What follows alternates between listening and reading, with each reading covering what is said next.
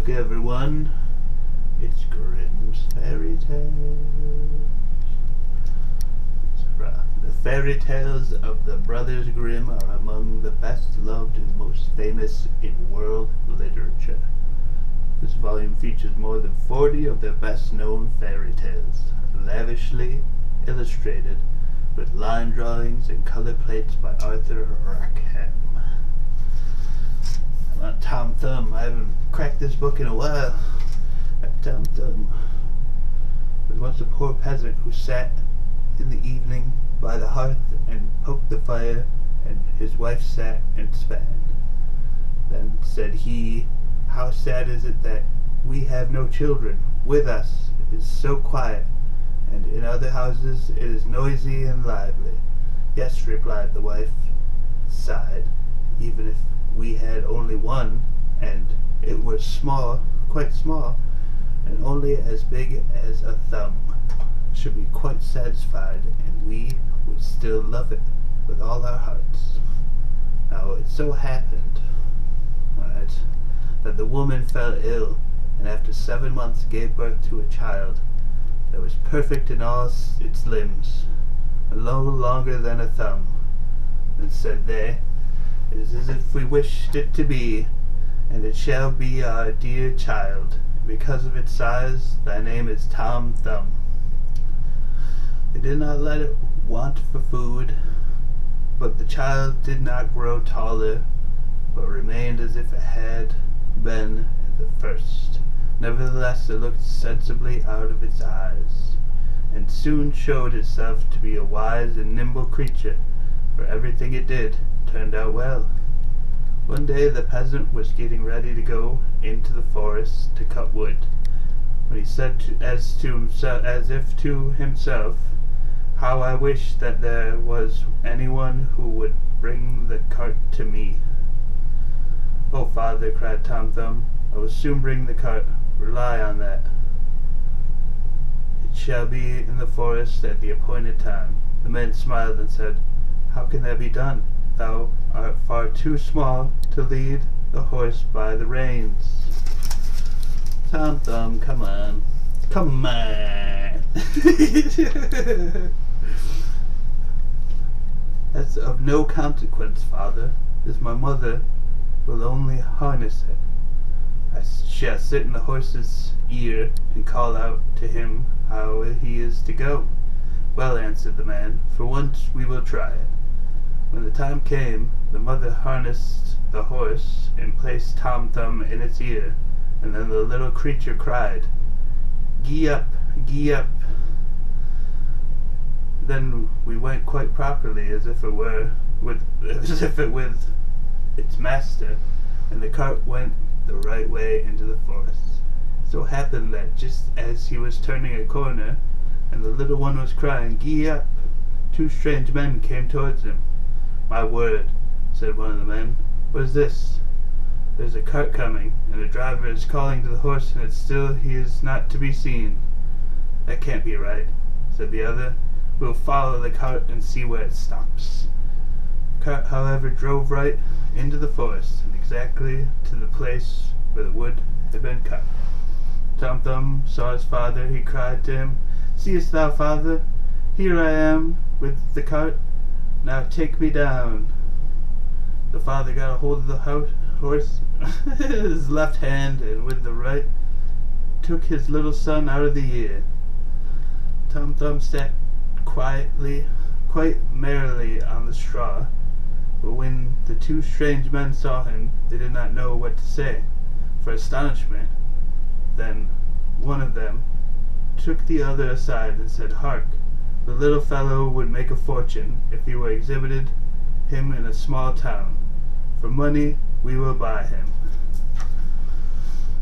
They went to see the peasant and said, "Sell us the little man. He shall be well treated with us." "No," replied the father, "he is the apple of my eye, and all the money in the world cannot buy him from me."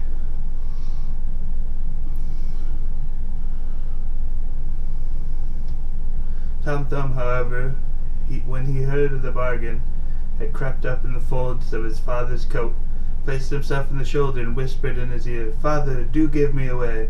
I will soon come back again. Then the father parted with him, 2 of the men, for a handsome bit of money. Where wilt thou, sir? Said to him. Oh, just set me on the rim of your hat, and then I can walk backwards and forwards and look at the country and still not fall down.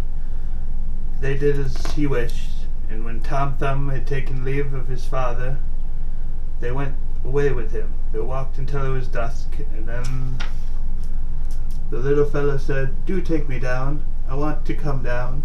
The man took his hat off and put the little fellow on the ground by the wayside, and he leapt and crept about a little between the sods, and then he suddenly slipped into a mouse hole which he had sawed out. "Good evening, gentlemen. Just go home with me," he cried to them, and mocked them.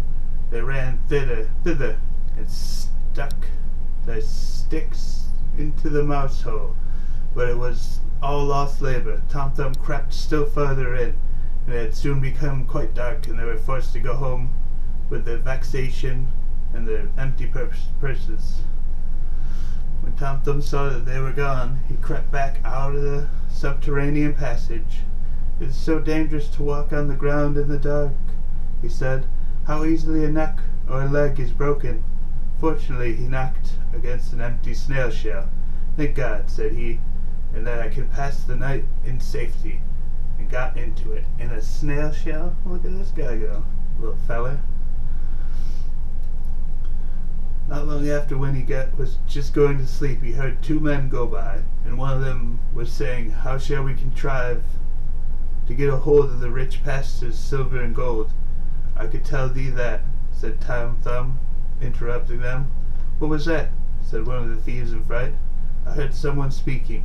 They stood still listening, and Tom Thumb spoke again and said, "Take me with you, and I will help." "But where art thou?" "Just look on the ground and observe from whence my voice comes," he replied. There the thieves at length found him and lifted him up. "Thou little imp, how wilt thou help us?" they said. "A great deal," said he. "I will creep into the pastor's room through the iron bars, and will reach out to you whatever you want to have." "Come then," they said, "and we will see what thou canst do." When they got to the pastor's house, Tom Thumb crept into the room, but instantly cried out with all his might, "Do you want to have everything that is there?" The thieves were alarmed and said, "But do speak softly, so as not to waken anyone." Tom Thumb, however, behaved as if he had not understood this, and cried again, "What do you want? Do you want to have everything that is here?" Is Tom Thumb getting picked up by the thieves? Yeah. Get that guy. Nice illustration right there. Go steal from the pastor. Tom Thumb. Alright.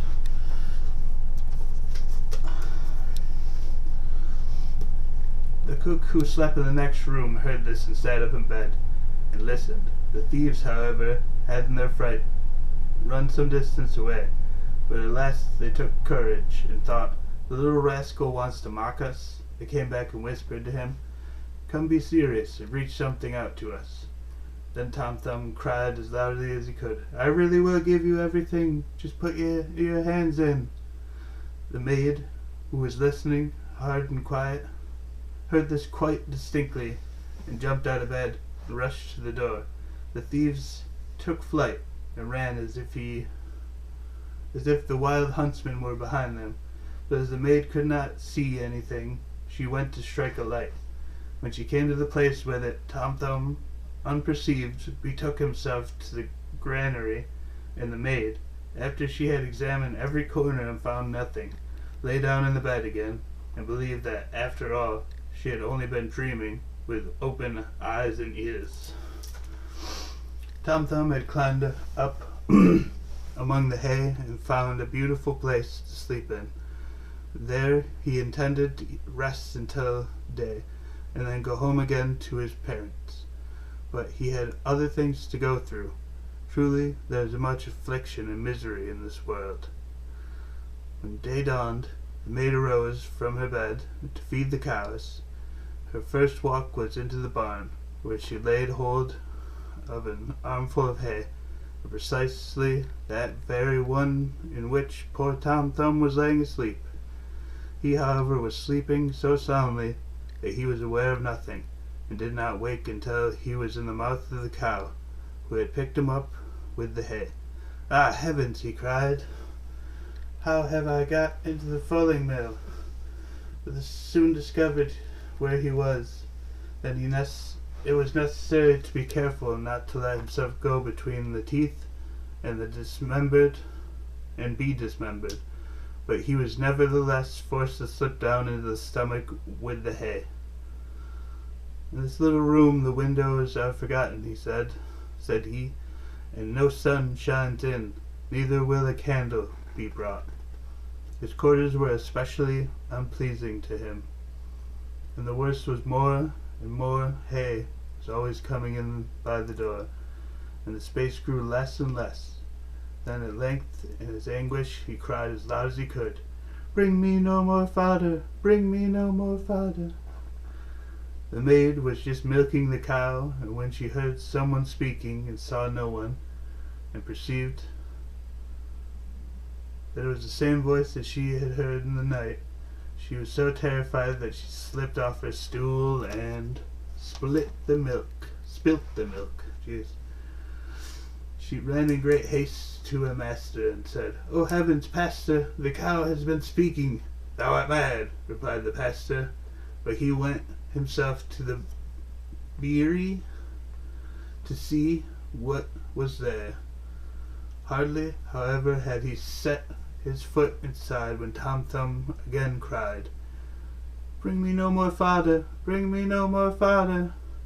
Then the pastor himself was alarmed and thought that the evil spirit had gone into the cow and ordered her to be killed. She was killed, but the stomach in which Tom Thumb was thrown on the midden. The maiden? Oh, that is.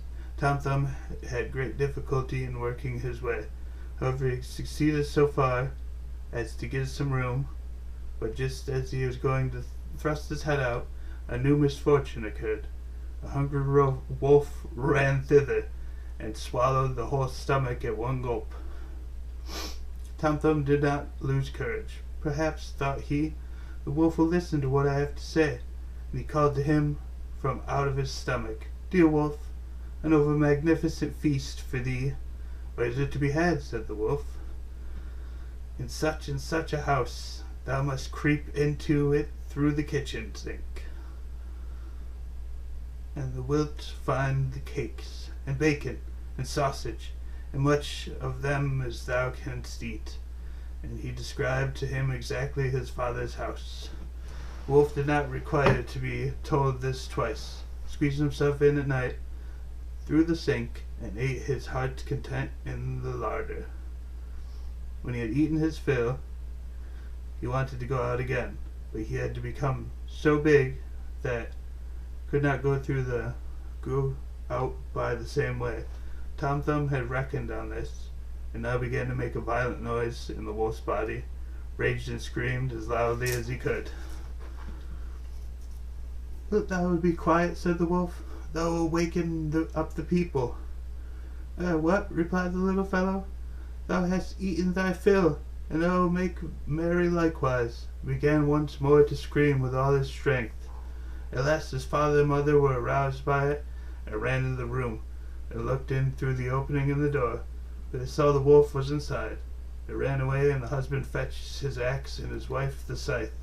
"Stay behind," said the man, when they entered the room. "When I have given him a blow, if he is not killed by it, thou must cut him down, and hew his body into pieces." Then Tom Thumb heard his parents' voices and cried, "Dear father, I am here. I am in the wolf's body." Said the father, full of joy, "Thank God, our dearest little child has found us again," and bade the women take away their scythe, that Tom Thumb might not be hurt with it. After that he raised his arms and struck the wolf a blow on his head, then that he fell down dead. And then they got knives and scissors and cut his body open and drew the little fellow forth. "Ah," said the father, "what sorrow we have gone through for thy sake. Yes, father, I have gone about the world a great deal. Thank heaven, I breathe fresh air again.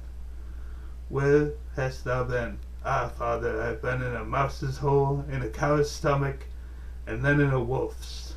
Now I will stay with you. We will not sell thee again. No, not for all the riches in the world, said his parents, and they embraced and kissed their dear Tom Thumb. They gave him to eat and to drink, and some new clothes made for him, for his own had been spoiled on his journey. Yeah, they sum it up right at the end. I love that. You know, they're like, where hast thou been? The whole story is basically what it is. Ah, father, I've been in a mouse's hole, in a cow's stomach, and in a wolf's now. I will stay with you. I will stay with you, 'cause I'm Tom Thumb. He's all the way down there.